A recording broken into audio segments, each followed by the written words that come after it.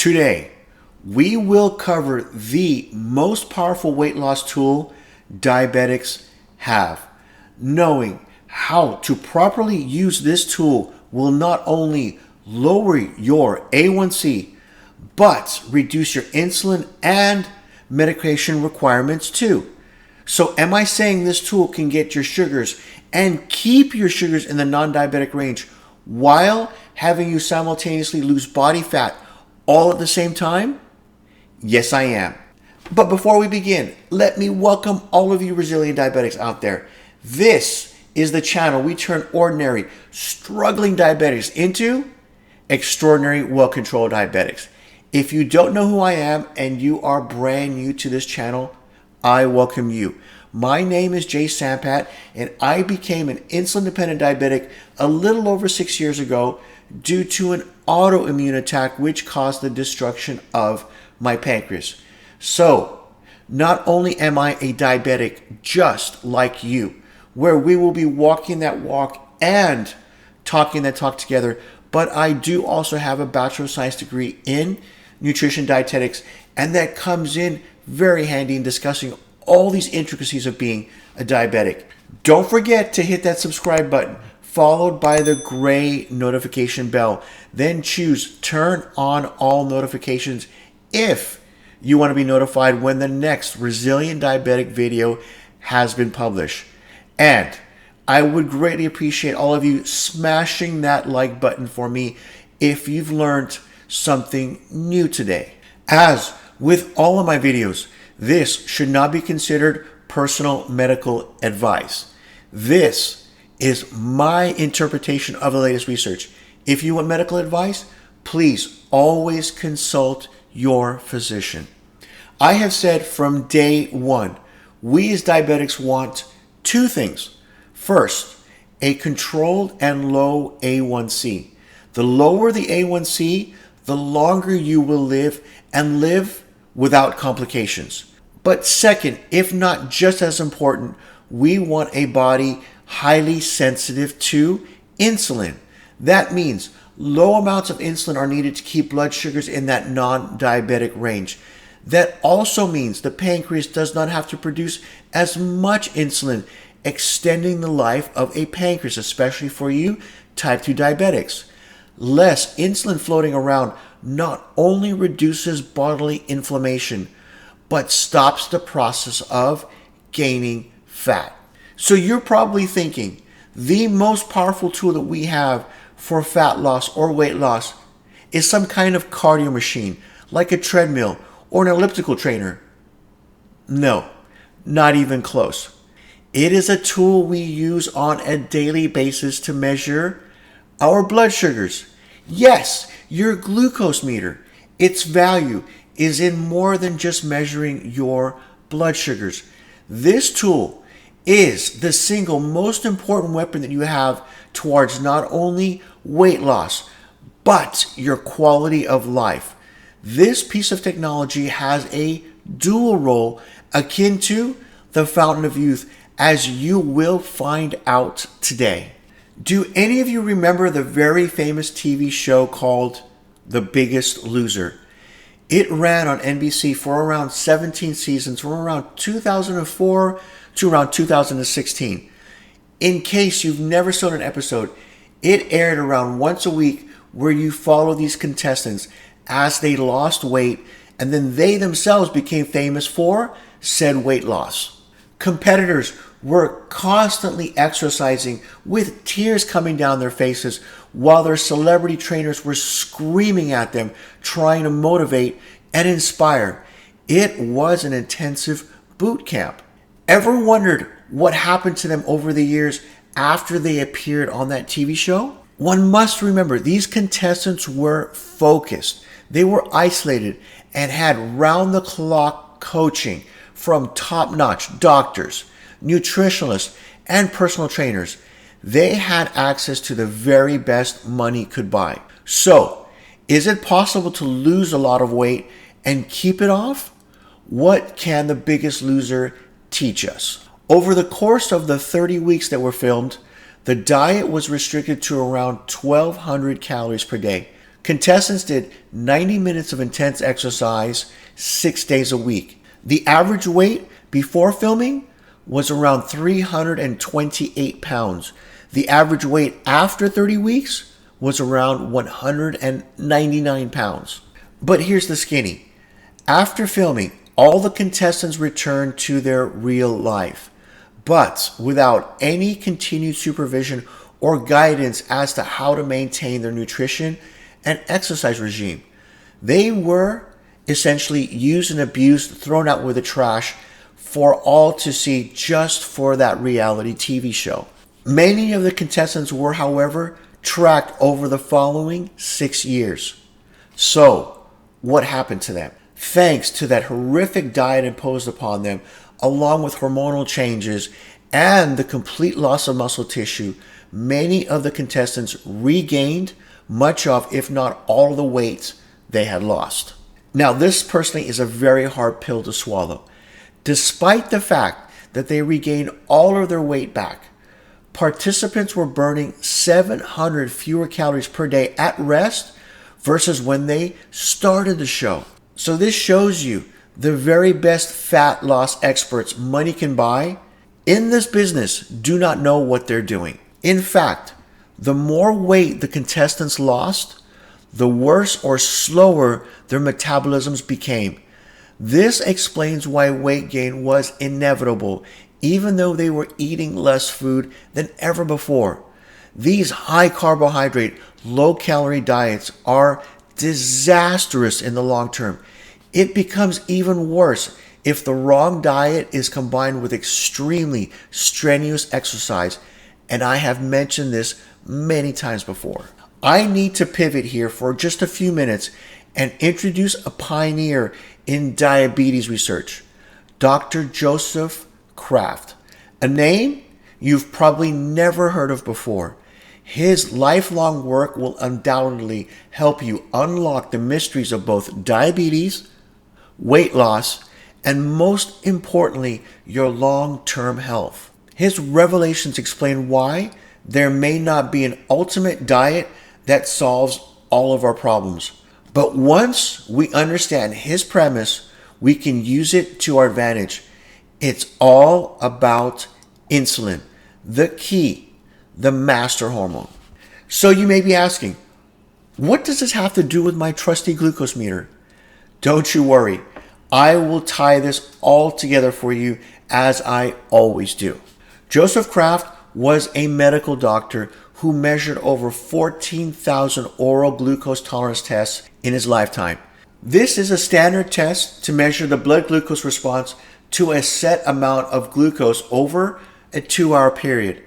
The main and critical difference is he measured the response over 5 hours and included the corresponding blood insulin levels too.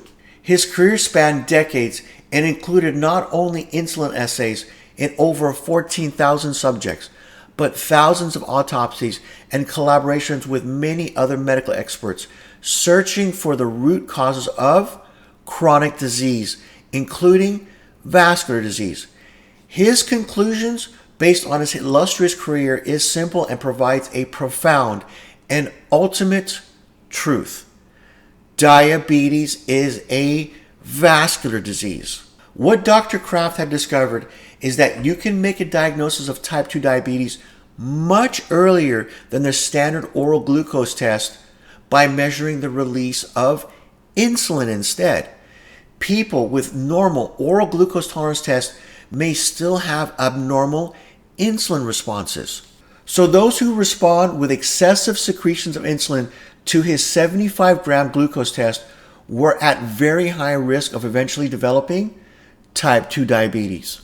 Let's take a very brief look at his chart that Ivor Cummins put together for you. Ivor Cummins is someone you should follow, and I credit him with this too. He was inspirational in my first understanding of cholesterol and its relationships to statins, and how this medication was doing me personally more harm than good. What you see are 4 patterns of insulin response to that 75 grams of sugar. What matters is 1, how much insulin is required to bring down that sugar? And 2, how long does it take for that insulin to clear the body? The higher the amounts needed and the longer it floats around, the more damage it is doing to the body. And the key to this episode, when insulin is elevated, the body simply cannot use stored body fat for energy. Pattern 1 in the blue line is a non-diabetic subject. It peaks early and, most importantly, clears within 2 hours. Patterns 2 through 4 are also, in my opinion, they're diabetic. You can see that in those subjects, it takes far more insulin to lower that 75 grams of sugar. And the insulin stays around much, much longer, as long as 5 hours. Kraft discovered that 83% of subjects failed his test, thus meeting the criteria for having hyperinsulinemia or high circulating insulin levels. Furthermore, Kraft demonstrated that a fasting glucose of less than 100 milligrams a deciliter plus a normal oral glucose tolerance test missed 75% of the subjects, labeling them as normal, when indeed they were not. Another way of looking at this, with the oral glucose tolerance test alone, 53% were diabetic, 47% were normal. With the addition of the insulin response curves, the normal test dropped to around 15%. That is why more than 1 in 3 here in the United States is pre-diabetic. Kraft noted one very important point over his career. All of those who had vascular disease also had hyperinsulinemia. Some have asked why Kraft's work has gone largely unrecognized. And the sad truth, and I mentioned this before, is you've got to follow the money. Big Pharma cannot cash in on his discoveries, especially if diet and carbohydrate restriction is the primary intervention. So the big overriding equation that everyone should know looks like this. Too much sugar in the diet creates hyperinsulinemia. Hyperinsulinemia then creates fatty liver and insulin resistance. That in turn creates hyperglycemia or high circulating blood sugars. Therefore, the proper treatment for your health to prevent type 2 diabetes and lose weight the right way is to lower insulin. How? Drugs don't do this in general. It requires the right dietary approach. So let's get back to weight loss. Weight loss happens between meals when we have that balanced blood sugars and, most importantly, no excessive insulin floating around. So understanding how your blood sugars respond to food is a great way to facilitate long-term healthy fat loss. If you're following a specific diet, but your results have not only plateaued, but you're frustrated beyond measure, then I want you to listen up. I will be giving you the goose that lays that golden egg. That glucose meter can not only help you see your blood sugars at a specific point in time, but more importantly, help you identify the foods that raise insulin and even lifestyle factors that cause blood sugar spikes. As a result, will hinder fat loss. As blood sugar spikes, so does insulin, and too much insulin inhibits fat loss. Remember, insulin's main role as a messenger is to store and lock in nutrients, especially fats. Learning how to keep your blood sugars stable and in that low range is critically important in oxidizing or using unwanted body fat stores. The use of a glucose meter with some clever detective work can reveal some valuable information that can not only help you get the results you want, but unlike The Biggest Loser, you're going to keep the weight off. We are looking to exclude foods that cause your blood sugars to spike due to responses you're not aware of, or the fact they just contain far too much carbohydrates for your particular metabolism. Good examples are all processed and refined packaged foods, dairy, starchy vegetables, breads, cereals, grains in particular, rice, fruits, even some nuts and seeds. What do we want to see and how do we use this tool to our ultimate advantage? You want to see a very little rise in blood sugars. In other words, your meals should have a relatively flat line response. First, you want to test your blood sugars for your baseline prior to that first meal and see where it peaks. Depending on the meal, the composition of that meal, in other words, how much protein, how much fat, how much carbs, just like in Dr. Kraft's graphs, you want to see it peak around that 1 hour mark. So you would check your blood sugars at the 30 minutes, the 1 hour, and at the 2 hour mark. Here is the golden egg. You want to ideally see no change at that 1 to 2 hour mark. So if your blood sugars were 85 prior to that meal and 1 hour later it's back to 85 or just slightly elevated, then you're on target.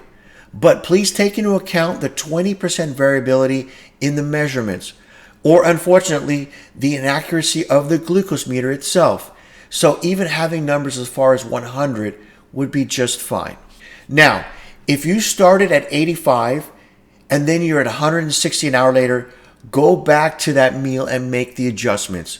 Or you simply know that food is objectively off the table.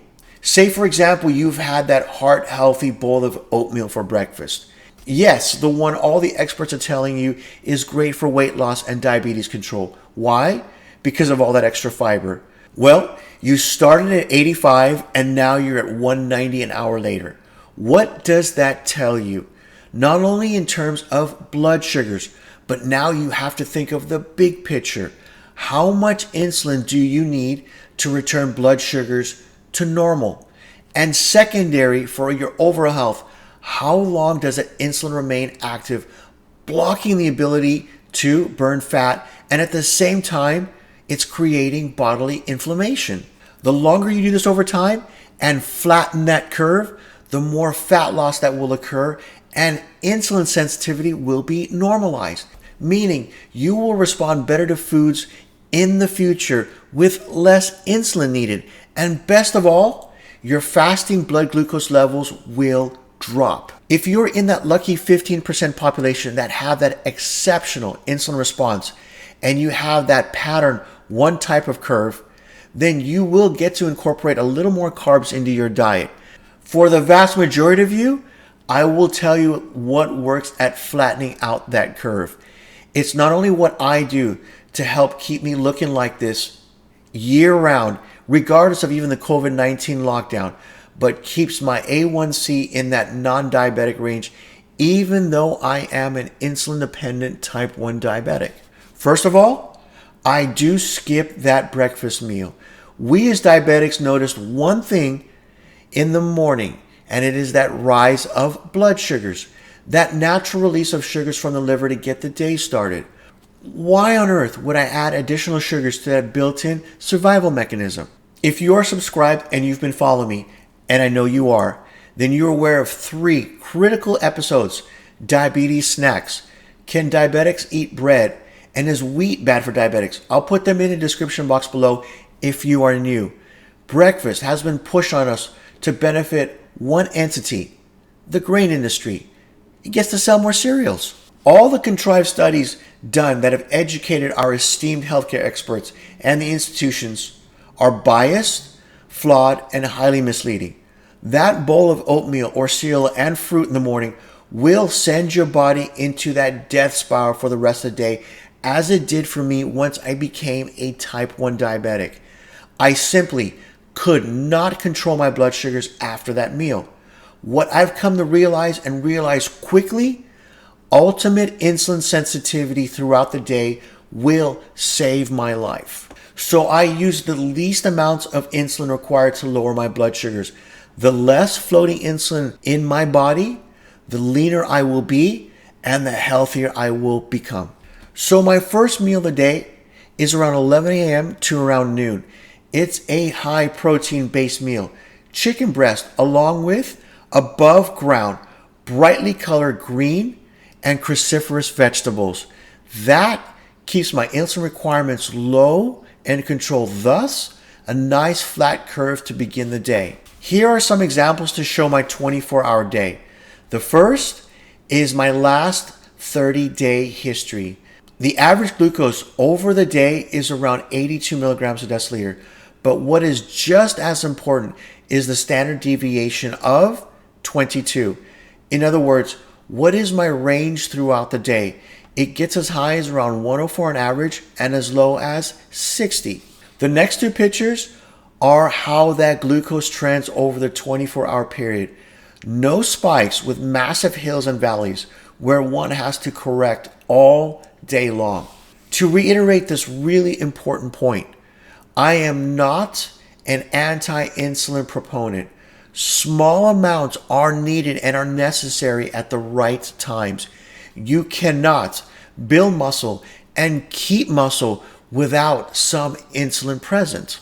Say you've put a meal together that does not fit our bill as a flat line or what we can call a no change response.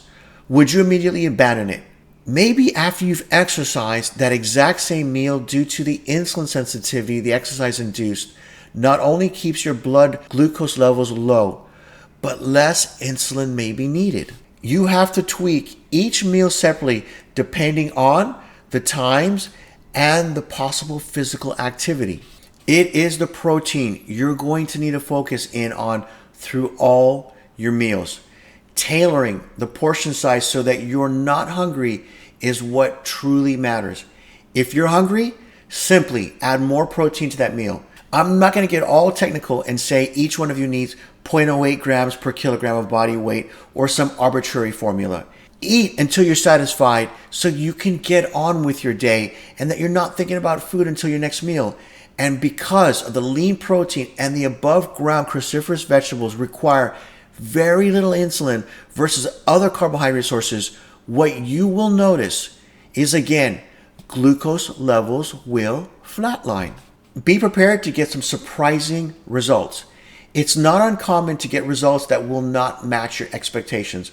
My example for that is beans. Just recently, I had to cut out beans completely. Even though they are full of the healthy fiber the body needs, and they are a little lower in carbs than, say, your starchy sources, my blood sugars would remain elevated for far too long overnight, especially eaten at dinner. Once your insulin needs drop, thus lower circulating insulin levels, the body will naturally start to burn or oxidize fats to fuel it. You will not only lose weight, but your body composition will change. Less fat, more muscle, and most importantly, you will build more confidence in your diabetes control. I will set up a link for you with more videos related to protein and diabetes. How much protein do diabetics need? Does protein affect your blood sugars, and will it cause kidney disease?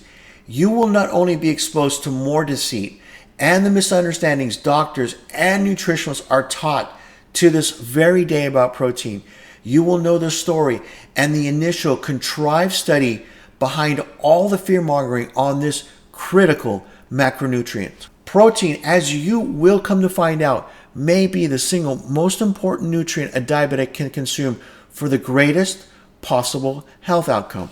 If you're on your desktop or laptop, I want you to use the mouse to click this upcoming box. If you're on a mobile device, tap that with your fingers. The first is the link to subscribe to this all-important, life-changing channel. The second is the link to the video mentioned on protein. So, have a great and productive day, and we will see you soon with another new episode, which are generally released weekly. Bye for now.